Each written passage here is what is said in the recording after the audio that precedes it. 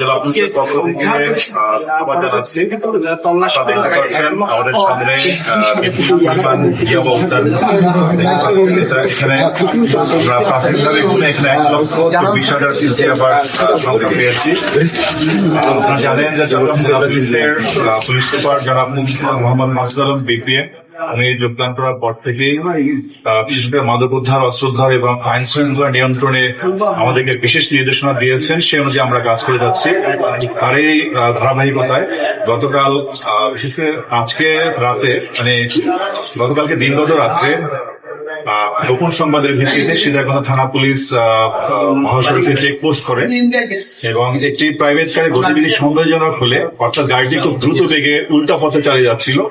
সেই গাড়িটিকে ধাওয়া করা হয় এবং ধাওয়ার এক পর্যায়ে গাড়ির ড্রাইভার গাড়িটাকে ফেলে রেখে পালিয়ে যায়।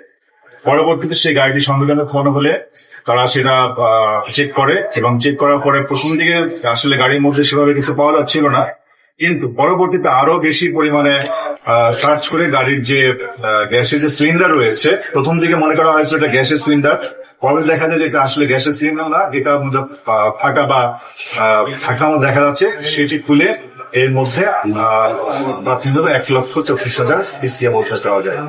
আমরা গাড়ির যে চালক এবং যে গাড়ির মালিক রয়েছে আমরা আমাদের তথ্যপ্রযুক্তির মাধ্যমে সন্ধান করছি এবং তাদের বিরুদ্ধে এই মাদক নিয়ন্ত্রণ যে আইন আছে সেখানে মামলা করা হবে।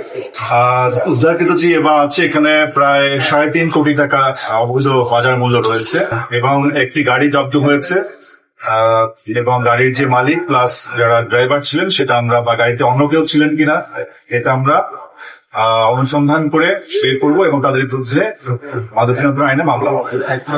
আসলে দেশেও তৈরি হওয়ার ব্যাপার এখন আমরা কোনো সম্ভব হয়নি।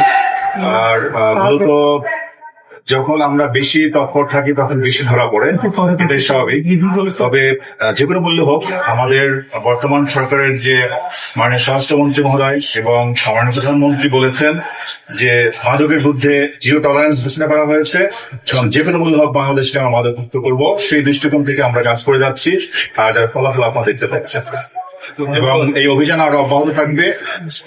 আপনারা সবাই মাদকের বিরুদ্ধে আপনারাও প্রচার চালাবেন। মাদকের কুফল সম্পর্কে আপনারা গণমাধ্যম কর্মী যারা আছেন আপনাদের দায়িত্ব রয়েছে, কারণ সমস্ত অপরাধের মূল কিন্তু হচ্ছে মাদক। সেক্ষেত্রে আপনাদের প্রচার মাধ্যমে যদি এটা কুফল সম্পর্কে এবং যারা জড়িত দেখে আপনারা হাইলাইট করেন তাহলে এরাও কিন্তু মাদক থেকে দূরে আসবে এবং আমরা